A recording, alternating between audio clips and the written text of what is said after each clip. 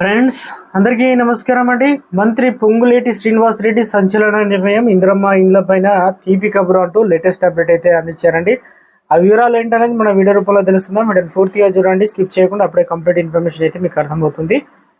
Video నచ్చినట్లయితే like చేయండి. అలాగే ఇంకా ఎవరైనా సరే మన ఛానల్ సబ్స్క్రైబ్ చేయకుండా చూసినట్లయితే వెంటనే ఛానల్ సబ్స్క్రైబ్ చేసుకొని డైలీ ఫాలో అవుతూ ఉండండి. ఇక ఆ వీడియోని అయితే పూర్తిగా చూడండి, మీకు అప్పుడే అర్థమవుతుందండి. వీడియో అయితే లైక్ కొట్టండి. వివరాలకైతే వెళ్ళిపోదామండి.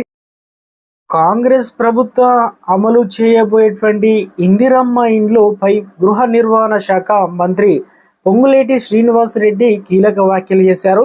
తెలంగాణ మండలి సమావేశాలలో భాగంగా క్వశ్చన్ అవర్లో బీఆర్ఎస్ ఎమ్మెల్సీ తాత మధు లేవనెత్తిన ప్రశ్నకు సమాధానం మంత్రి ఇచ్చారు. ఈ సందర్భంగా ఆయన మాట్లాడుతూ, గత బీఆర్ఎస్ ప్రభుత్వం ఎన్నికలకు 2 నెలల ముందు జీవో నెంబర్ 25 ద్వారా గృహ నిర్మాణానికి 3 లక్షలు కేటాయిస్తూ 496 ఇళ్లకు ఫౌండేషన్ వేసిందని తెలిపారు.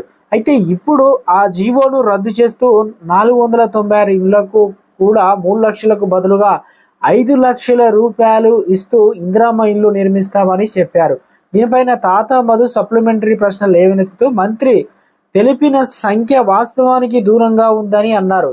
దీనికి పొంగులేటి కౌంటర్ ఇచ్చారు. అది మేము తయారు చేసిన జాబితా కాదని, గత ప్రభుత్వం ఇచ్చినటువంటి అధికారులు సేకరించిన డాటా అని చెబుతూ దానికి సంబంధించినటువంటి లిస్టును చదివి వినిపించారు. ఇక ఉమ్మడి ఏపీలో కాంగ్రెస్ అధికారంలో ఉన్నప్పుడు 2006 నుంచి 2014 వరకు తెలంగాణలో దాదాపు 9 లక్షల పైచిలకు ఇందిరమ్మ ఇండ్లు పూర్తి చేసిందని, కానీ గత ప్రభుత్వ 10 ఏళ్లలో 1,36,116 ఇండ్లు పూర్తి చేసినట్లు అధికారులు సమాచారం ఇచ్చారని, అలాగే అన్నాడు కాంగ్రెస్ ప్రభుత్వంలో పైలట్ ప్రాజెక్ట్ కింద సగం పూర్తయి పెండింగ్లో అనగా మొండి గోడలతో ఉన్న ఇళ్లను ప్రభుత్వం పూర్తి చేస్తుందని చెప్పారనమాట.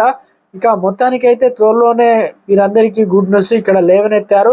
అంటే 3 లక్షలు ఇచ్చే ఏదైతే పెండింగ్లో ఉన్నాయో వాటిని 5 లక్షలు కూడా పెంచామని, త్వరలోనే వీటికి సంబంధించి ఆల్రెడీ నిధుల శాంక్షన్కి సంబంధించి బడ్జెట్లో పెట్టబోతున్నట్లు కథనాలు అయితే వినిపిస్తాయి. దీనిపైన మంత్రి పొంగులేటి శ్రీనివాస్ రెడ్డి